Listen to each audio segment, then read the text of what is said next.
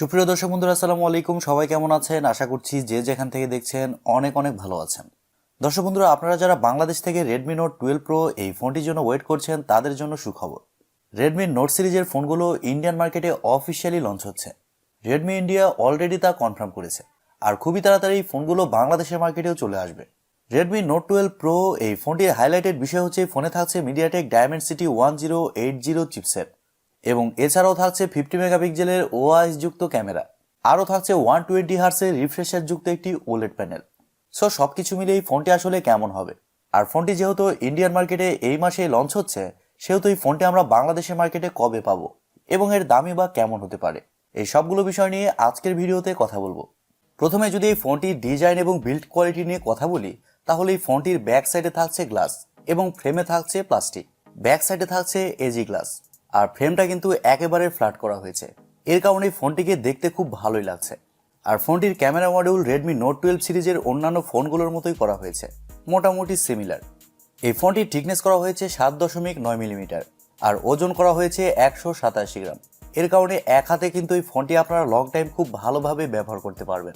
আর এছাড়াও এই ফোনে থাকছে IP53 ডাস্ট অ্যান্ড স্প্লেশ প্রোটেকশন। এর কারণে হালকা পানির ছেটা ফোটা এবং ধুলো ময়লা এই ফোনটিতে ঢুকছে না। আর পোর্টস অ্যান্ড বাটন হিসেবে এই ফোনটিতে আপনারা সব ধরনের পোর্টস অ্যান্ড বাটনও পেয়ে যাচ্ছেন, যেমন 3.5 millimetre headphone jack, type C slot, IR blaster ইত্যাদি। তবে ফোনটিতে আপনারা শুধুমাত্র 2টি সিম কার্ডই ব্যবহার করতে পারছেন, এক্সটার্নাল কোনো মেমোরি কার্ড এই ফোনটিতে ব্যবহার করতে পারছেন না। Redmi Note 12 Pro এই ফোনটির সামনে আসলে আপনারা পেয়ে যাচ্ছেন একটি ফুল ভিউ ডিসপ্লে, যার উপরের অংশে পাঞ্চলের মাধ্যমে বসানো থাকছে সেলফি ক্যামেরাটি। আর পাঞ্চলের সাইজটাও কিন্তু খুবই ছোট করা হয়েছে। ফোনটি আপনারা মার্কেটে 4টি কালার ভেরিয়েন্টে পেয়ে যাবেন, ব্ল্যাক, ব্লু, হোয়াইট এবং ভায়োলেট। সো ওভারঅল সবকিছু মিলে এই ফোনটির ডিজাইন ল্যাঙ্গুয়েজ আপনাদের কাছে কেমন লেগেছে কমেন্ট করে আপনাদের মূল্যবান মতামত অবশ্যই জানাবেন। আর আমার কাছে ওই ফোনটির ডিজাইন যথেষ্ট ভালো লেগেছে, যদিও এই ফোনটির ডিজাইন ল্যাঙ্গুয়েজ Redmi K50i ওই ফোনটির সাথে অনেকটা মিলে যায়। ডিসপ্লে নিয়ে কথা বলতে গেলে Redmi Note 12 সিরিজের প্রত্যেকটা ফোনের ডিসপ্লে অসাধারণ থাকছে। এই ফোনে থাকছে 6.67 ইঞ্চির ওলেড প্যানেল, যেখানে আপনারা 1 বিলিয়ন কালার সাপোর্ট পেয়ে যাচ্ছেন, এবং এছাড়াও পাচ্ছেন ডলবি ভিশনের সাপোর্ট।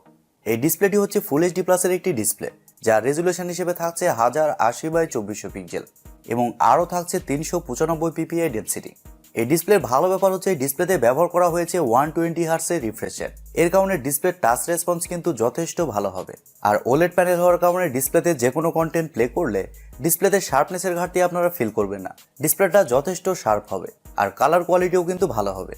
এই ডিসপ্লেতে পিক ব্রাইটনেসও বেশি থাকছে। এর কারণে ডাইরেক্ট সানলাইটে ওই ফোনটি যখন আপনি ব্যবহার করবেন, তখন ডিসপ্লেতে ব্রাইটনেসের ঘাটতি সেরকমভাবে ফিল করবেন না। ডিসপ্লেটা যথেষ্ট ব্রাইট হবে। এক কথায় বলতে গেলে Redmi এই ফোনটিতে খুবই ভালো ডিসপ্লে প্রোভাইড করেছে। তবে একটি কথা না বললে না, আপনারা যদি আমাদের চ্যানেলে নতুন হয়ে থাকেন, সেক্ষেত্রে আমাদের চ্যানেলটি সাবস্ক্রাইব করে পাশে থাকবেন এবং পাশে থাকা বেল আইকনটি প্রেস করে দিবেন। ফোনটির সফটওয়্যার এবং পারফরমেন্স নিয়ে যদি আমরা কথা বলি, তাহলে এই ফোনে থাকছে Android 12, যার ব্যাকএন্ডে থাকছে MIUI 13। আর প্রথমেই বলেছি এই ফোনটিতে চিপসেট হিসেবে থাকছে MediaTek Dimensity 1080, যা একটি 5G চিপসেট। আর এই চিপসেটটি মূলত 6 ন্যানোমিটার আর্কিটেকচারে তৈরি করা একটি অক্টা-কোর প্রসেসর, এবং জিপি হিসেবে থাকছে Mali G68 MC4। MediaTek Dimensity 1080 চিপসেটটা কিন্তু রিসেন্ট কিছুদিন আগে লঞ্চ হয়েছে, আর এই সেম চিপসেট দিয়ে আমরা Realme 10 Pro Plus ওই ফোনটিও দেখতে পাবো। আর অন্যদিকে Mali G68 MC4 এর জিপিটাও কিন্তু যথেষ্ট পাওয়ারফুল। এর কারণে যে কোনো হাই লেভেলের গেমস মিডিয়াম টু হাই সেটিংসে আপনারা ইজিলি খেলতে পারবেন। গেমস খেলার সময় সেক্ষেত্রে কোনো ল্যাগ বা ফ্রেম ড্রপ ফিল করবেন না। আর এছাড়াও মাল্টিটাস্কিং সহ ভিডিও এডিটিংয়ের মতো কাজগুলোও খুব সুন্দরভাবে করতে পারবেন। এদিক দিয়ে সেরকম কোনো সমস্যা হচ্ছে না। পারফরমেন্স সেকশনেও Redmi Note 12 Pro এই ফোনটিতে কোনো ধরনের কম্প্রোমাইজ করা হয়নি, এই বিষয়টি ভালো লেগেছে। ফোনটি কয়েকটি ভেরিয়েন্টে লঞ্চ হয়েছে, 6GB RAM 128GB ROM এবং 8GB RAM 128GB ROM, এবং এছাড়াও থাকছে 8GB RAM 256GB ROM। তবে সবশেষে থাকছে 12GB RAM 256GB ROM, যার স্টোরেজ টাইপ হিসেবে থাকছে UFS 2.2 এবং র্যাম টাইপ হিসেবে থাকছে LPDDR4X। তবে আমি আবারও বলছি, এই ফোনটিতে আপনারা মাইক্রোএসডি কার্ড ব্যবহারের সুযোগ সুবিধা পাচ্ছেন না। এই বিষয়টি আমার কাছে কিছুটা খারাপ লেগেছে। ক্যামেরা সেকশন নিয়ে কথা বলতে গেলে এই ফোনটিতে ক্যামেরাতেও খুবই ভালো কাজ করা হয়েছে। ফোনটির ব্যাক সাইডে থাকছে 3টি ক্যামেরা, যার মেইন সেন্সর হিসেবে থাকছে 50 মেগাপিক্সেলের একটি ওয়াইড সেন্সর, যা f1.9 অ্যাপারচার। আর এই সেন্সরে আপনারা ওআইএস এর সাপোর্ট পেয়ে যাচ্ছেন, মানে অপটিক্যাল ইমেজ স্টেবিলাইজেশন। এর কারণে আপনি যখন ভিডিও শ্যুট করবেন তখন আপনার হাত যদি একটু নড়েও যায় সেক্ষেত্রেও কিন্তু ভিডিওতে শেকি শেকি ভাবটা আসবে না। ভিডিও কোয়ালিটি অনেকটাই স্টেবল রাখার চেষ্টা করবে। আর এই সেন্সরটি হচ্ছে সনি IMX766+ সেন্সর। আর সেকেন্ডে থাকছে 8 মেগাপিক্সেলের একটি আলট্রা ওয়াইড সেন্সর যা f1.9 অ্যাপারচার। আর সবশেষে থাকছে 2 মেগাপিক্সেলের একটি ম্যাক্রো সেন্সর। ফোনটির ব্যাক ক্যামেরার ফিচার হিসেবে থাকছে dual LED dual tone flash HDR panorama. আর মজার ব্যাপার হচ্ছে এই ফোনটির ব্যাক ক্যামেরা দিয়ে আপনার সর্বোচ্চ 4K তে শ্যুট করতে পারছেন এবং 1080pতেও 120 fps পর্যন্ত শ্যুট করতে পারছেন। ফোনটিতে সেলফি ক্যামেরা হিসেবে থাকছে 16 মেগাপিক্সেলের একটি সেলফি ক্যামেরা। আর সেলফি ক্যামেরার ফিচার হিসেবে থাকছে HDR। তবে সেলফি ক্যামেরা দিয়ে আপনারা শুধুমাত্র 1080pতেই শ্যুট করতে পারছেন।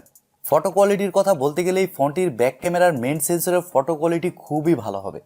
ঠিক এরকমই সেন্সর কিন্তু আমরা Redmi 9 Pro Plus ওই ফোনটিতেও দেখতে পেয়েছি। আর Redmi 9 Pro Plus ওই ফোনটির ভিডিও কোয়ালিটি কিন্তু খুবই ভালো ছিল।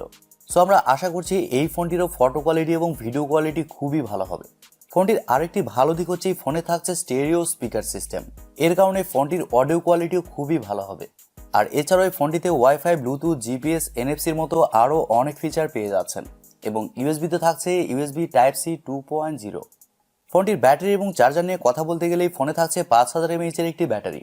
আর ফোনটিকে চার্জ করার জন্য থাকছে 67 ওয়াটের একটি চার্জার। আর রেডমি বলছে চার্জার দিয়ে ফোনটিকে 100% চার্জ করতে সময় লাগবে মাত্র 46 মিনিট। আর ফোনটিতে যেহেতু পাওয়ার এফিশিয়েন্ট একটি চিপসেট ব্যবহার করা হয়েছে এর কারণে ফোনটিতে আপনারা ব্যাটারি ব্যাকআপও খুবই ভালো পাবেন। নর্মাল ইউজ এই ফোনটি আপনারা 1.5 থেকে 2 দিন খুব ভালোভাবে চালাতে পারবেন। আর হেভি ইউজ করলে একদিন খুব ভালোভাবে চালাতে পারবেন।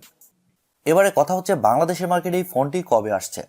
দর্শক বন্ধুরা, প্রথমে বলেছি রেডমির এই ফোনটি এই মাসে ইন্ডিয়ান মার্কেটে লঞ্চ হবে, কারণ Realme 10 সিরিজ ইন্ডিয়ান মার্কেটে এই মাসে লঞ্চ হচ্ছে। সো রেডমি তো আর বসে থাকবে না, তাই না? ভালো ব্যাপার হচ্ছে ইন্ডিয়ান মার্কেটে যদি এই ফোনটি এই মাসে লঞ্চ হয় সেক্ষেত্রে ইন্ডিয়াতে লঞ্চ হওয়ার 10 থেকে 15 দিনের মধ্যে এই ফোনটি আমরা বাংলাদেশের মার্কেটে আনঅফিসিয়ালি পেয়ে যাব। তবে অফিসিয়ালি লঞ্চ হতে একটু দেরি হতে পারে, সেটা জানুয়ারির শেষের দিকেও হতে পারে।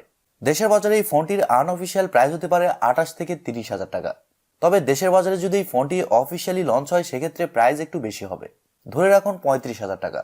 কারণ এই ফোনে থাকছে ভালো ডিসপ্লে, ভালো ক্যামেরা, পাশাপাশি প্রসেসরও কিন্তু ভালোই থাকছে। সো আমার মনে হয় আপনারা যদি এরকম বাজেট সেগমেন্টে একটি রেডমির ভালো ফোন নিতে চান যেখানে পারফরমেন্সের পাশাপাশি ক্যামেরাও ভালো হতে হবে, তারা এই ফোনটির জন্য অবশ্যই ওয়েট করতে পারেন। আশা করি রেডমি বা শাওমি আমাদেরকে হতাশ করবে না। প্রিয় দর্শক বন্ধুরা, এই ছিল আজকের ভিডিওটি আপনাদের কাছে কেমন লেগেছে কমেন্ট করে অবশ্যই জানাবেন। আর ভিডিওটি যদি সত্যিই ভালো লেগে থাকে তাহলে টিপটেকটুব চ্যানেলটি সাবস্ক্রাইব করবেন এবং ভিডিওতে একটি লাইক দিবেন। সো আজকের মতো এই পর্যন্তই, দেখা হবে পরবর্তী কোনো নতুন ভিডিওতে। সবাই অনেক অনেক ভালো থাকবেন এবং সুস্থ থাকবেন। খোদা হাফেজ, টাটা।